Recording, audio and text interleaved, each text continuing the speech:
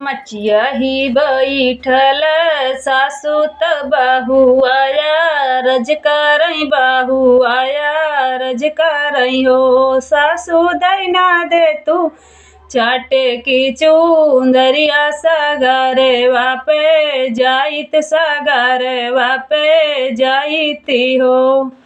मचिया ही बैठल सासु त बहू आया रज करई बहू आया रज करई हो। सासु दैना दे तू चाटे की दरिया सगारे वापे जाइत सगार वापे जाइते हो। सासु तऊ बोला हिउ ना पाई ना नाद हाँसी बोलाई ना नाद हाँसी बोलाई हो। भौजी तो हो रे तो कानुई भी टीवात के का छठी अबू तो के का छठी अबुई हो। सासु जोनी करी दू वरवा ननद पीछे वरवा ननद पीछे वरवा हो। सासु जोनी करी दू वरवा तो ननद पीछे वरवा ननद पीछे वरवा हो।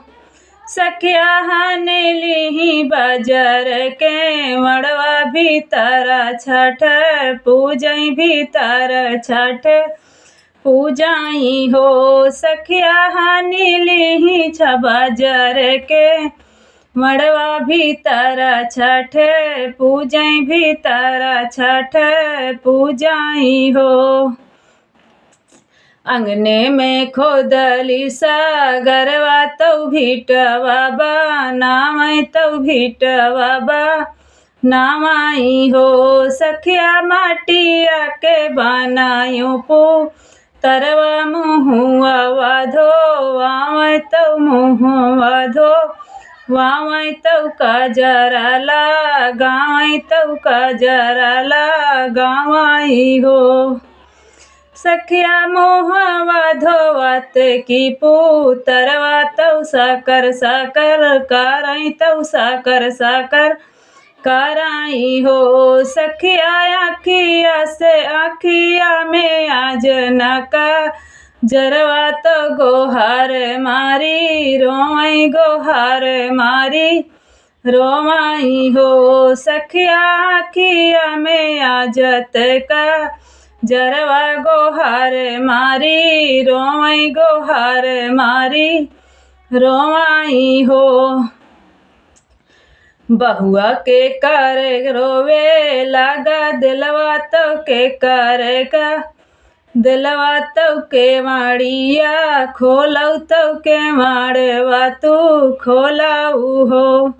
एक हाथे खोलली के मड़वा तो दूजे हो रिलवा तो दूजे लालनवाऊ हो। सासु माटिया के बनाए पू तरवा रोवान कैसे लागे रोवान कैसे लागे ने हो। इतनी बचन सुने सासु तो पटना लूटावई तो पटना लूटावई हो। ननदी जोर जोर गावली सो हरवा तो आंगना में नाचई तो आंगना में नाचाई हो।